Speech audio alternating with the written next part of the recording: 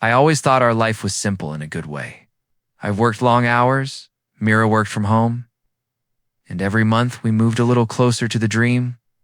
We kept whispering about our first house. Whenever I came home tired, I'd tell her one day I won't need to take extra shifts. One day, we'll unlock our own door. She'd smile and say, I can't wait for that day. But tonight, when I pushed the door open, something in the air felt different. I dropped my bag near the couch and called out, Mira, you home? Yeah, she replied from the kitchen, her voice a little louder than usual, just finishing something. I walked in and leaned over the counter. You look nervous? I'm not, she said quickly, avoiding my eye. Just tired.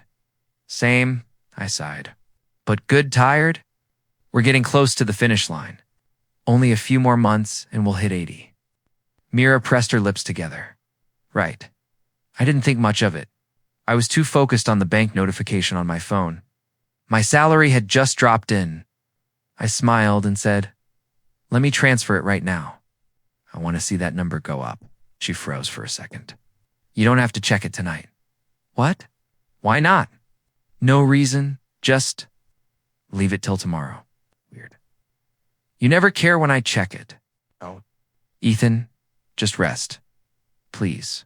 Her tone made my chest tighten. Mira, what's going on? Nothing, she whispered, moving away from me. I frowned and opened the bank app anyway. I didn't even get halfway through loading the page before she said, don't. What's wrong with you? I asked, confused. But the moment the balance loaded, the world around me went silent. 0, not low. Not missing a transfer. 0. I stared at my phone like it was lying to me. I refreshed the page. Nothing changed. I turned the screen toward her. Mira, I said slowly, where's the money? She didn't answer. Mira, I repeated, louder this time, where is the $80,000 we saved? She pressed her hands together, her fingers trembling. Ethan, listen to me before you get upset. You emptied the whole account? My voice cracked. Are you out of your mind? She stepped forward. He needed help. Who? I asked, though I already knew. My brother, she said softly. My blood ran cold. Ryan, he was in trouble, she whispered. He said he didn't have anyone else. I blinked at her like I didn't recognize her anymore. You gave him everything? Every dollar we saved in 3 years? Without telling me? He promised he would pay it back, she said quickly. He said he just needed it for a short time, promise. I snapped. That man's promises are worth nothing, and you know it. How could you do this? How could you throw away our future for him? I didn't throw it away, she argued. I just helped my brother. You helped someone who has never helped anyone in his life. She stepped closer. Ethan, don't make this worse. I was going to tell you. I just didn't know how. You didn't know how. I repeated. How about Ethan? I'm about to destroy the life we planned. Do you mind? That's not fair, she whispered. What's not fair is spending years working overtime, saving every penny, believing we were building something together, only to find out you handed it to a man who treats us like an ATM. She shook her head. You're being dramatic? Dramatic? I laughed bitterly. $80,000 is gone. Tell me how that's dramatic. She looked down. I didn't want him to get hurt. And what about me? I asked quietly. Did you think about me at all? She finally looked up, eyes glossy. I'm sorry. I just panicked. He said people were after him. I couldn't let anything happen to him, so you let something happen to us instead. Her lips trembled. Ethan, I love you.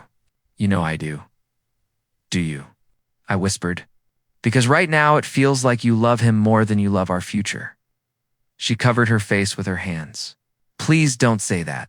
I stepped back, my heart pounding. Tell me exactly what he said. She hesitated. He said he needed the money to pay his debt. Which debt? The one from last time? Or the one before that? He didn't explain everything. He never does. And you still gave him everything. I thought he would come through this time, she said weakly. He sounded desperate. He always sounds desperate, I muttered. That's how he survives. She whispered, I didn't want to lose him, and now you might lose me. Her breath hitched. Ethan, please don't talk like that. I stared at her for a long moment. How long have you known? 2 days, she whispered. 2 days, I repeated slowly. And you still sat with me last night talking about paint colors and kitchen tiles while knowing the money was gone? Her silence said everything. I felt my throat tighten. Say it, I said. Say the words. She closed her eyes, bracing herself. I gave the money to Ryan, she whispered. He needed it. My knees almost buckled. Those were the words I never thought I'd hear. The words that tore through everything we built. I looked around the apartment, the cheap furniture, the little notes we stuck on the fridge, the folder with house plans we dreamed about. But it all felt like a lie now, I whispered. You broke us. Yeah. Mira stepped forward, reaching for me, but I pulled away. Ethan, please, but I couldn't listen anymore. I walked past her, past the kitchen, past everything that once felt warm, and for the first time in 3 years, I didn't know who I was coming home to. The moment Mira tried to walk past me, I grabbed the back of a chair to steady myself. My voice shook as I said, You're not leaving this room until you tell me why you did it. She turned slowly. Ethan, I already told you. Ryan needed help. That's not an answer, I snapped. Why did you think you could make that decision alone? Why did you think you could destroy everything we worked for? She lifted her chin. I didn't destroy anything. I just helped him until he gets back on his feet. Gets back on his feet? I repeated. When has he ever been on his feet? She crossed her arms. You're being cruel, and you're being blind. She threw her hands up. He said he'd pay it back soon. He always says that, I said. You know he won't. You don't know that. Myra, I whispered. I know him better than he knows himself. He uses people. He uses you. She didn't respond. Her silence felt like another slap. I stepped closer. Did you think I wouldn't find out? I planned to tell you, she muttered. When? I asked.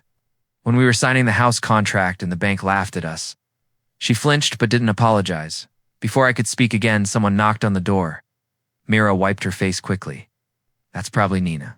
She said she might drop by. Perfect, I muttered. Maybe she can explain why you thought any of this made sense. Myra shot me a warning look, but I didn't care. She opened the door, and Nina stepped inside holding a shopping bag. Hey, did you guys eat? I brought. She paused when she saw my expression. What happened? Ask your friend, I said. She's the one with all the answers today, Mira snapped. Ethan, stop. No, I said. I want to see if she told you the truth, too.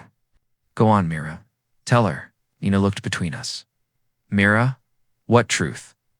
Mira took a deep breath. Ethan's angry because I gave Ryan the money. Nina blinked. What money? The house fund, I said. All of it. Nina's jaw dropped. Wait, the whole thing? Mira, please tell me he's lying. I laughed bitterly. I wish I was. Mira whispered. He needed it. Nina always needs it. Nina shouted. How many times is that now? 5, 6? I felt the blood drain from my face. What do you mean 5 or 6? Nina froze, realizing she'd said too much. I took a step forward. Nina, what do you mean? Mira whispered, don't. No, I said sharply. She started talking. Let her finish. Nina looked at me apologetically. Ethan, she's helped Ryan before. A lot.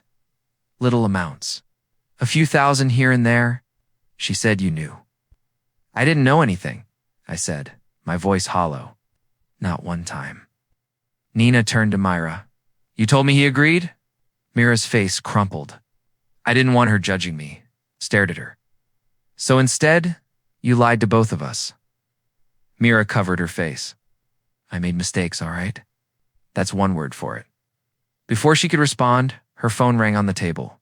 She glanced at it and grabbed it quickly. Ryan, of course. I crossed my arms. Go on, answer it. Let's hear what your hero has to say. She glared at me and picked up the call. Ryan, not right now. A loud voice blasted through the speaker. Did you talk to that guy yet? Tell him to stop calling me. No.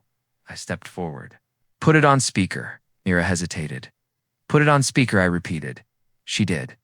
Ryan's impatient voice filled the room. Mira, hello. Why is it taking so long? I need more time. Tell him I'm good for it. And tell him if he threatens me again, I'm Ryan. I said, it's me. There was a pause. Then he said, oh, it's you. I said coldly. The idiot who worked 3 years to save the money you burned in 3 days? Hey, don't be dramatic, he said. It wasn't personal.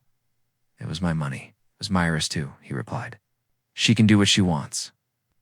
I felt something in my chest twist sharply. She can do whatever she wants, I echoed. Even if it destroys us. Ryan scoffed. You're overreacting. It's just money. Just money. I whispered. $80,000, Ryan. Relaxed, he said. I'll pay it back. When? I asked. When I get the chance. I laughed. Which century? He hung up. I stared at the dead screen. My anger boiling so fiercely I had to grip the table. Mira whispered, Ethan, he didn't mean it that way. Yes, he did, I said. He meant every word. Nina placed her bag down slowly. Ethan, I'm sorry. I didn't know she hadn't told you. I nodded weakly, my throat tight. It's not your fault. Nina turned to Mira, her voice trembling. You should have come clean. This wasn't fair to him, Ira snapped. You don't get to judge me. No one's judging you, I said. We're just finally seeing the truth. She shook her head. You're twisting everything. I'm not twisting anything, I said. I'm just waking up. The room felt heavy. The air felt sharp. My heart felt bruised. I couldn't breathe anymore. I walked toward the door. Mira rushed after me. Ethan, don't leave like this. I need air, I said quietly. It's late, she whispered. Please don't go. I won't go far. Ethan, I stepped outside before she could follow me. The cold air hit me hard, but it felt better than the heat inside. I started walking aimlessly. Letting the night swallow me near the corner of our building, I heard a soft voice. Ethan, is that you? I turned, Mrs. Dalton. The elderly woman smiled gently and leaned on her cane. You look pale, dear. What's wrong? I tried to smile back. Bad night. She nodded knowingly. A person who breaks your trust once will break it again. I swallowed hard. Yeah, I think I understand that now. She patted my arm softly. Be strong, son. I nodded, staring at the dark street ahead of me, realizing the night wasn't the only thing breaking. So was I. I heard the knock before I saw the shadow under the door, and my chest tightened instantly. I didn't need anyone to tell me who it was. Only one person knocked like she was scared I'd disappear if she pressed too hard. Door slowly, every step heavy, every breath reminding me why I left in the first place. Mira?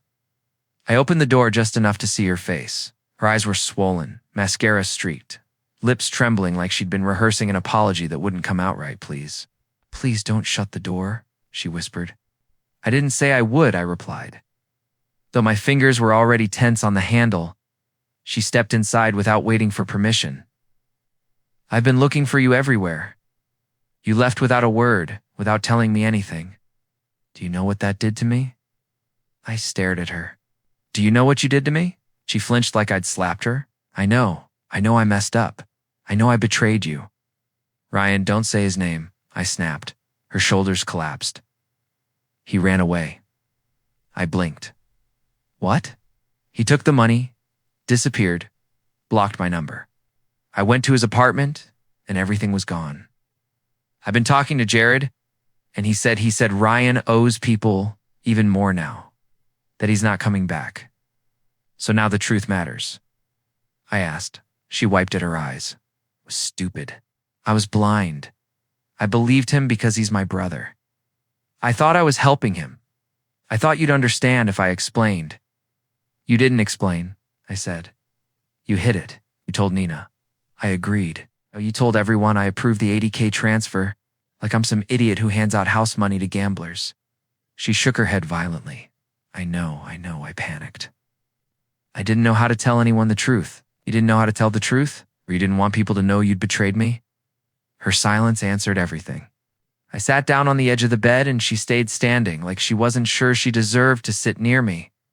Do you have any idea? I said slowly. How many nights I stayed awake planning our future? How much work I put in? How many hours I took just to save that money? She nodded frantically. I know you did everything. I know you were the one holding us together. No, I corrected. I thought I was building something with you. Turns out I was building something for you. I'm sorry, she whispered. I swear I'll change. I'll fix everything. I'll start fresh. I'll work extra. I'll do whatever you want. Just come home. I laughed quietly. Not because it was funny, but because something inside me finally snapped clean. You want me to come home? Why? Because you miss me? Or because the reality of being alone finally hit you? She shook her head, but I could see the truth in her eyes. Fear. Fear of being abandoned. Fear of the consequences. Fear of facing the mess Ryan left her with. But not fear of losing me. I love you, she said suddenly. I swear I do. If you loved me, I said, you would have protected our future. It's not destroyed it for someone who never cared about you. She took a shaky step closer. I thought I was doing the right thing. He told me he'd end up dead if he didn't pay. I panicked. I acted out of fear. You acted out of loyalty, I corrected. Just not to me. She fell to her knees, hands clasped together like she was praying. Please don't leave me. Please don't walk away. I'll spend the rest of my life making this right. I stared down at her. You had a choice. You chose him. Now you're here because he left you drowning, not because you realized what you did to me. I realized, she insisted. I realized the moment you disappeared. I realized when I woke up and you weren't there. I realized when I saw your toothbrush gone, your clothes missing, your side of the bed cold. I closed my eyes for a moment. I left because I couldn't breathe anymore. I left because every time I looked at you, I saw the moment you sent our future away like it meant nothing. She reached for my hand, but I pulled it back. Don't, I said. Please don't touch me. She cried harder, voice breaking. I can't lose you. You already did, I said quietly. I stood, walked to the door, and opened it. She stared at me with shattered eyes. You're choosing to walk away? No, I said. I'm choosing myself. She tried to speak, but her voice cracked. Can we at least talk again tomorrow? There's nothing left to talk about. She stayed kneeling on the floor as I stepped out of the room. Her sobs followed me down the hallway, echoing like a confession I'd waited too long to hear. And for the first time, I didn't turn back. I breathed and kept walking, choosing silence over the past that kept breaking me. I stepped away, refusing to let old wounds pull me back again. I kept going. I woke up before the alarm, staring at the ceiling as the weight of last night settled on my chest. My throat felt tight, but I forced myself to sit up. When I walked into the kitchen, Myra was humming softly. Frying eggs like everything was perfectly normal, she glanced back at me. Morning. I made breakfast. I didn't sit. You're acting like nothing happened, she blinked. Because nothing has to happen. We argued, that's all. I felt the numbness spread through me. You gave away our house fund. You hid it. That's not an argument, Mira. She set the spatula down with a soft clatter. I told you, he'll pay it back. You're blowing this out of proportion. I'm not the one who broke trust, I said quietly. She folded her arms. So what? You're going to punish me forever? I exhaled sharply. I don't even know what to feel right now. You should feel grateful, she said under her breath. My eyebrows pulled together. Grateful for what? That I'm trying to keep things calm, she muttered. You always get dramatic when it comes to money. I stared at her, too tired to argue again. I'm going to work. Fine, she said without looking at me. Maybe when you cool off, you'll realize Ryan didn't mean any harm. My chest tightened. I grabbed my keys before I said something I couldn't take back. At work, I sat at my desk, hands motionless on the keyboard. A blank email glowed on the screen, but I couldn't type a single sentence. Everything inside me felt scraped empty. Hey. Lena's voice came from behind me. You okay? You look? distant. I forced a weak shrug. Rough night. She pulled a chair next to me. Talk. You're terrible at pretending. I let out a hollow laugh. My wife gave away our house fund. 80 grand. She didn't tell me. Lena's eyes widened. She did what? Her brother asked for help, I said. She trusted him more than me. That's not help, Lena replied. That's betrayal. I swallowed hard. Hearing someone else say it made it feel real. I don't know how to process it. She leaned forward. You have two choices. Either let her break you, or decide this isn't how your story ends. I looked at her slowly. Meaning, power, she said firmly. You take it back. Do something that forces her to see what she's done. I rubbed my forehead. I don't even know where to start. That's the thing, she said. You don't start with her. You start with you. What do you need? I didn't answer at first. The question hung in the air like a challenge I'd been avoiding. Think about it, she said softly. But whatever you do, stop letting betrayal hold you hostage. Her words hit deeper than I expected. I nodded faintly. Thanks. You're stronger than you think, she added before heading back to her desk. I stared at the monitor again, but this time a strange clarity settled in. I couldn't change Myra overnight. I couldn't make her see what she'd broken, but I could change what I was willing to accept. When I got home in the evening, Mira was on the couch, watching a show. She muted it when she saw me, so she said cautiously, Are you done being upset? I set my bag down. You still don't understand. She frowned. I understand that you're dragging this out way more than necessary, Mira. I pressed my fingers to my temples. You didn't just make a mistake. You chose to keep it from me. She shook her head. I chose to help my brother. And I'm tired of repeating myself, so you won't apologize, I asked. For what? She shot back. For caring about someone else too? You're acting like you're the victim of a crime. I felt something inside me detach, like a final string snapping. I can't do this. She sat up straighter. Do what? Pretend this is fine, I said. Pretend trust magically fixes itself. She threw her hands up. You're overreacting. Stop making it bigger than it is. Our voice echoed through the living room. I stared at her, realizing she believed none of this was serious. Not my pain. Not the betrayal. Not the silence that had built between us long before last night. I'm going to shower, I said quietly. We can talk later. Whatever, she muttered. Just don't start another lecture. I walked to the bedroom without responding. That night, I lay in bed staring at the dark ceiling. Mira slept beside me, breathing evenly, as if nothing in her world had shifted at all. But everything in mine had. Lena's words. Replayed in my head. Take your power back. I exhaled slowly. A plan? Formed? Quiet? Sharp? Inevitable? A business trip? A fake one? If Mira didn't understand loss, she would now. If she couldn't feel the damage she'd caused, she would when I wasn't here to cushion it. I sat up, grabbed my phone, and opened my email drafts. I typed a simple message to my manager about unexpected travel. I saved it but didn't send it yet. Then I opened a new note and made a list. Pack bag. Withdraw cash. Turn off location. Leave early Friday. Every line steadied me. Every step reminded me I wasn't powerless. I glanced at Myra sleeping peacefully, unaware of what was coming. For the first time since the betrayal, I felt not good, but in control. And maybe that was enough to start.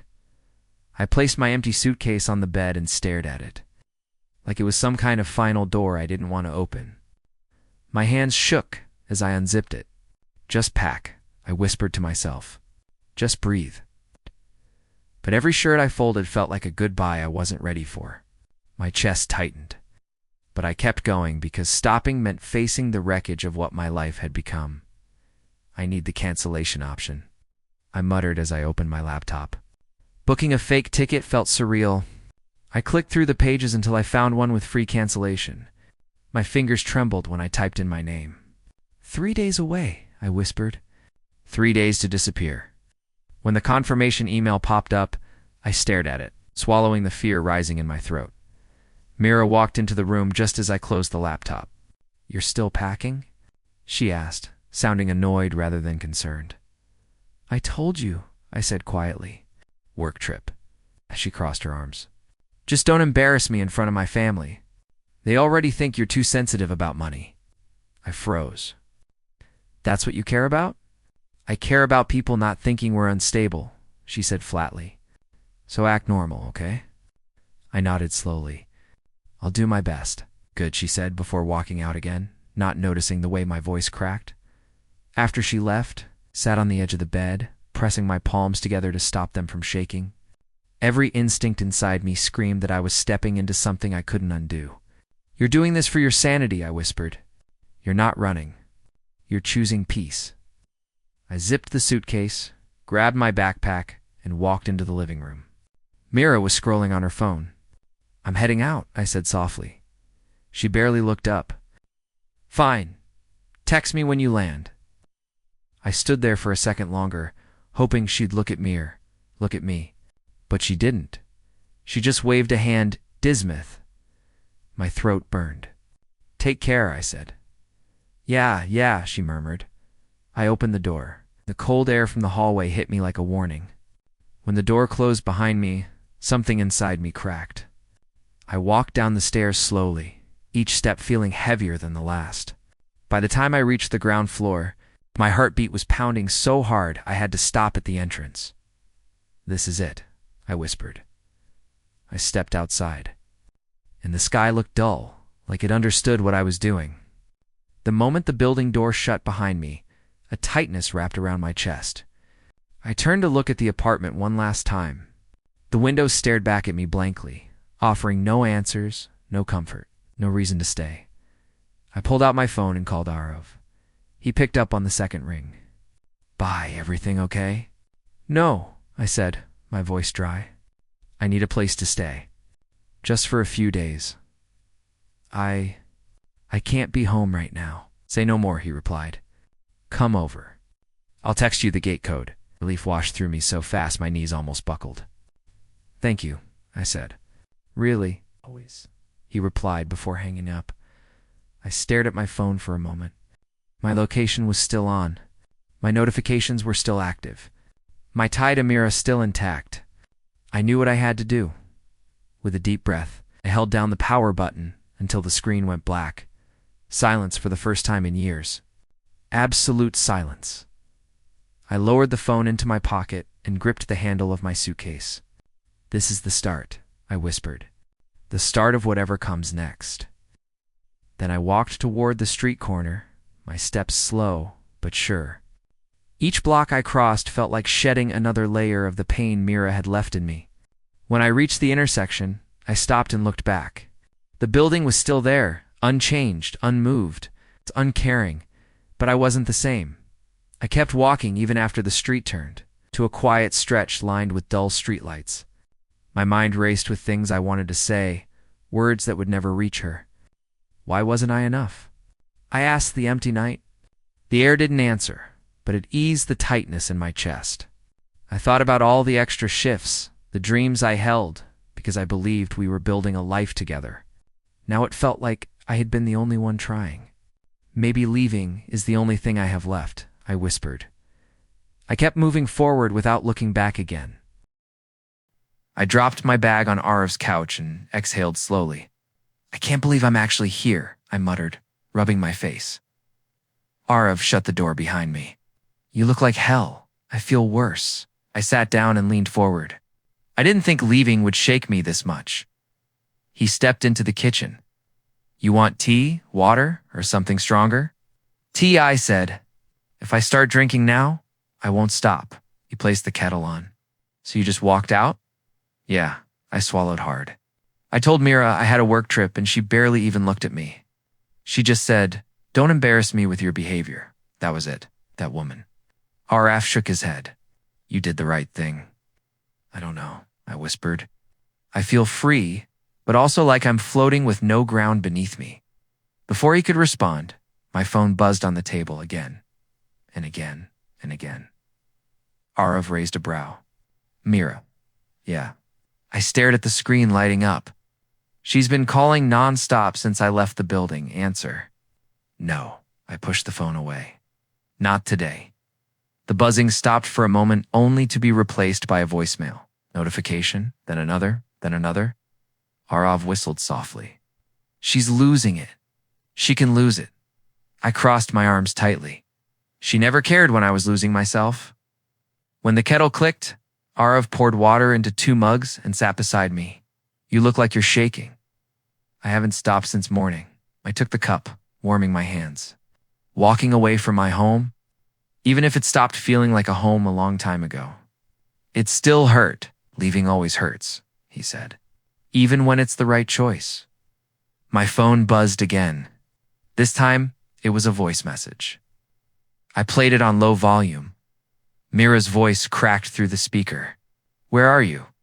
Why are you doing this? Call me back right now. Another came immediately after. Okay, fine. Maybe I overreacted. Just come home. We'll talk. Just stop ignoring me.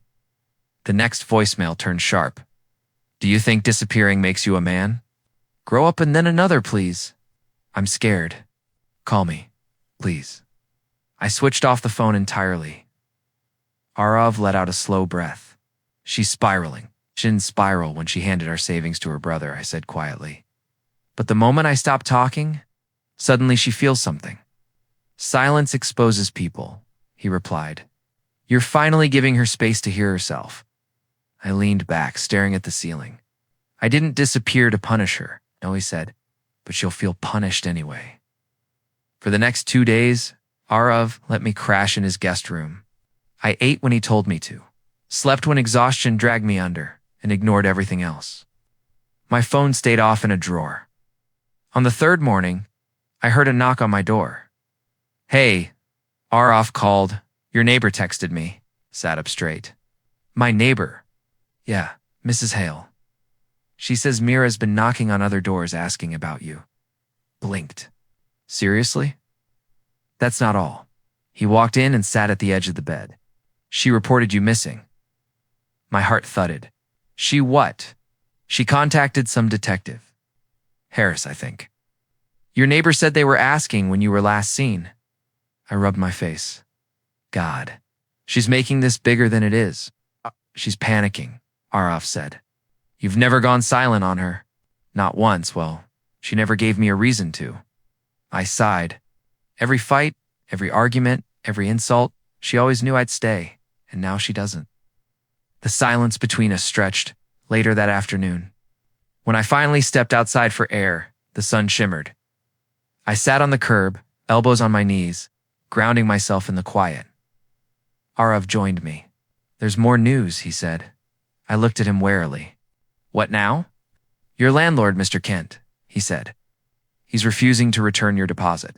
I scoffed. Of course he is. Why? He says Mira told him you can't afford the house now. And since you're missing, he doesn't want legal issues. I shook my head. Unbelievable. And she thought giving her brother $80,000 was a good idea. It's coming back to bite her too, he said. I heard Ryan's creditors are after him. Jared showed up at their place yesterday. Jared? I stiffened. He's dangerous. Ryan can't handle him. And that's why they're panicking, Arav said. I leaned back on my hands. So everything's collapsing. Everything except you, he corrected. You're finally breathing. I stared at the quiet street ahead of me. It feels strange. Choosing myself? You should have done it years ago. Maybe, I whispered. But I'm doing it now. And sometimes, Arav said, silence is the only language people understand. I nodded slowly, because for once, my silence was loud enough to shake the world I left behind. My phone buzzed again, and I stared at the screen before answering Nina's call. Why are you calling me on Arav's number? I asked quietly. She spoke fast. Because Myra checks my phone now. I had to use a different way to reach you. My stomach tightened. What happened? She lied, Nina said. To me, to her coworkers, to her family. She told everyone you agreed to give Ryan the $80,000. I blinked hard. She said I agreed. Yes, Nina whispered. She made you look like the supportive husband who just got cold feet later. I believed her until yesterday. I clenched my jaw. Why yesterday? Because Jared showed up, she replied. He stormed into her workplace, asking where Ryan was. He yelled that Ryan owed him money. Your name came up. My pulse quickened. Jared confronted her? Right in front of everyone, Nina said. He shouted that Ryan had borrowed money from half the city. He called Mira stupid for covering for him. I exhaled slowly. So she finally heard the truth. She looked like she was going to faint, Nina said. She kept saying Ryan told me he just needed help. Everyone stared at her. She protected him more than she protected our future. That's why I'm calling, Nina said. I thought she was just emotional, but she's been manipulating the story. She used your silence to make herself look innocent. I closed my eyes. Why are you helping me?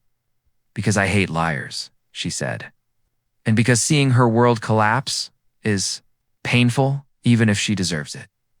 But you deserve the truth, I swallowed. Thank you. Don't call her yet, she warned. She's unstable, and Ryan's debts are worse than you think. I'm not planning on calling, I said softly. Not yet. After we hung up, I leaned back on the couch, staring at the ceiling. Arav walked in with 2 plates. Food, he said. You didn't eat breakfast? I wasn't hungry, I muttered. You will be, he said, placing a plate in front of me. The body breaks before the heart does if you don't take care of it. I forced a small sigh. I talked to Nina, his eyes narrowed. Trouble. Confirmation, I said. More lies. Mira told everyone. I agreed to give Ryan the money. Arav dropped his fork. She what?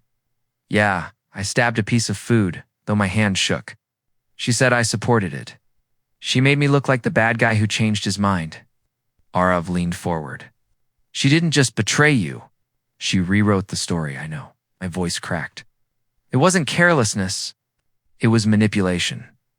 Now what? He asked softly. I took a slow breath. Now I rebuild. Arav studied me. You sound different. I feel different, I admitted. I cooked today. I cleaned the guest room. I went for a walk. I answered emails. Little things. But they felt good. He smiled faintly. That's how healing starts. I'm still angry, I said. Still guilty. Still tired. Of course, he replied. You walked away without explaining. That guilt won't vanish overnight. I stared at my hands. Do you think she deserves an explanation? No, he said firmly. But maybe you deserve closure. I didn't respond. Later that night, I stepped into the balcony outside the guest room. The cool air brushed against my face, quiet and steady. I closed my eyes and breathed in. Arav called from inside. You okay out there? Yeah, I said. Just thinking about her. About everything? He stepped beside me. You don't have to rush any decisions, I know. I leaned on the railing. But the guilt. It keeps nudging me. I left without saying a word. Out of sight. You didn't leave to hurt her. You left to save yourself. Still feels wrong, I whispered. He shrugged. You trusted her. She broke that trust. Silence was the only thing you had left. I stayed quiet. My phone still turned off, sat on the table behind me. Even without hearing her calls, I felt the weight of them. Arav nudged me. Do you want to turn it on? No, I said immediately. Not yet, he nodded. Good, because once you do, she'll use every word to pull you back. I laughed shakily. You make her sound dangerous? She is, he said. Not with fists. With guilt. I didn't argue. The next morning, while I chopped vegetables in the kitchen, Arav walked in holding his coffee. You're up early, he said. I wanted to cook something proper, I replied. Haven't made a real meal in weeks. He watched me for a moment. You look steadier today. I feel steadier, I said. Good, he said, because more news came. Froze. What now? It's about Ryan, Arav said. Jared went looking for him again. Apparently Ryan's hiding. I I smirked bitterly. Of course he is. And Mira? He asked. I paused, probably finally seeing the truth. Arav leaned against the counter. You're changing, baby, I whispered. I'm cooking again, sleeping again, breathing again. And Mira. I set the knife down. Her house of lies is collapsing. And you? He asked gently. I inhaled. I'm still rebuilding mine. Arav placed a hand on my shoulder. One step at a time.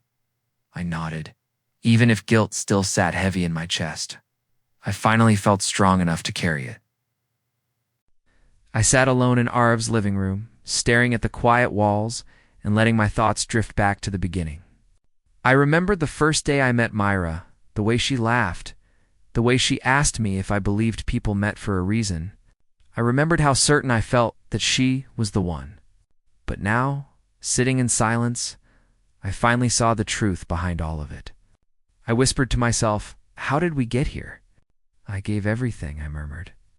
And she threw it all away. My chest tightened as memories rushed in our plans, our promises. The nights I stayed awake imagining the home we would build. I closed my eyes. Was any of it real? I asked the empty room. Arav walked by and paused. You're thinking again? He said softly.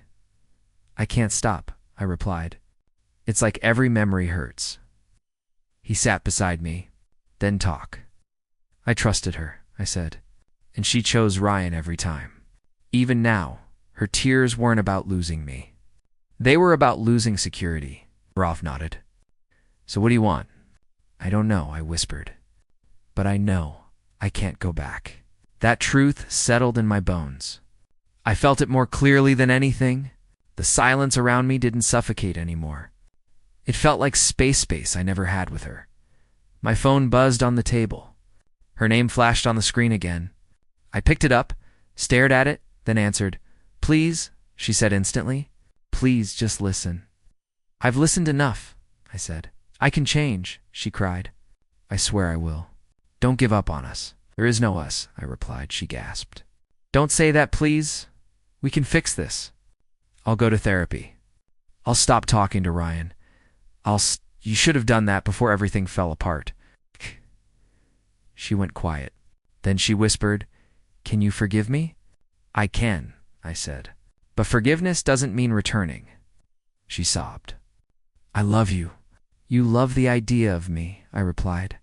Not the reality. I ended the call and put my phone face down. My hands shook, but for the first time, the shaking felt like strength, not fear. I breathed in and felt the air settle inside me. The next morning, I took the first step toward rebuilding my life. I went to the courthouse, filled out the separation forms, and handed them in. The clerk looked at me and asked, Are you sure? I nodded. More sure than I've been about anything. Leaving the building, I felt lighter. Not healed, just lighter. Arav picked me up. So it's done? It started, I said. He smiled. Good, now let's find you a place that's yours. We spent the afternoon searching for apartments until I found one small, quiet, sunlit, imperfect, but peaceful. I signed the papers that same day. When I opened the door for the first time, I whispered, This is mine. A week passed. News spread quickly. Jared told me Ryan had been arrested over unpaid debts, caught hiding in another town. When I heard, I didn't feel satisfaction, just tired acceptance. Mira texted me once more. I'm sorry. I hope life is kinder to you than I was. I didn't reply. One evening, I stood on my balcony as the city lights blinked around me. The cool air brushed my skin. I leaned on the railing, closed my eyes, and whispered, This time the future is mine. I stayed there for a long time, letting the breeze touch my face while my thoughts slowly untangled themselves. I whispered, Maybe this is what starting over feels like. Scary, but honest. Inside the apartment, the quiet didn't frighten me anymore. I walked around the small space, touching the walls, the counter, the window frame. It's not much, I said out loud, but it's real. My phone rang again, but this time it wasn't Mira. It was Lena. Are you alive? She asked the moment I answered. Barely, I said with a small laugh. Good enough, she replied. Now tell me everything. So I did. I told her about the fight, the disappearing, the guilt, the fear, and the relief. She listened quietly until I finished. I'm proud of you, she said. You chose yourself. That's not selfish. That's survival. Why does it still hurt? I asked because you cared, she replied. But pain isn't a chain. It's a lesson. Her words sat with me long after the call ended. Later that night, Arav stopped by with takeout. Your new place needs a proper first meal, he said. We sat on the floor and ate straight from the containers. You look different, he said. How? I asked. Like someone who knows his own worth, he replied. I didn't answer. I just smiled. When he left, I stood by the window and watched the street below. People walked by, cars rushed past, life continued. For the first time in months, I felt like I could join it again. I whispered, I'll be okay. Maybe not today, but soon. I lay on the mattress on the floor, stared at the ceiling, and let my breathing slow. I didn't dream about Mira. I didn't dream about the house we lost. I dreamed about a path I hadn't walked yet, and when I woke up the next morning, felt ready to take the first step. I made coffee and stepped onto the balcony again. The sky was soft and pale, the kind of morning that felt like a promise. I wrapped my hands around the warm mug and said softly, I'm not running anymore. For years, I built my life around someone else's choices. Now, every moment felt like a chance to build something for myself. I looked at the distant rooftops and imagined a future where I wasn't afraid of losing everything. A future where I chose peace over chaos. A future where my heart belonged to me first. I took a deep breath and whispered, I'm free.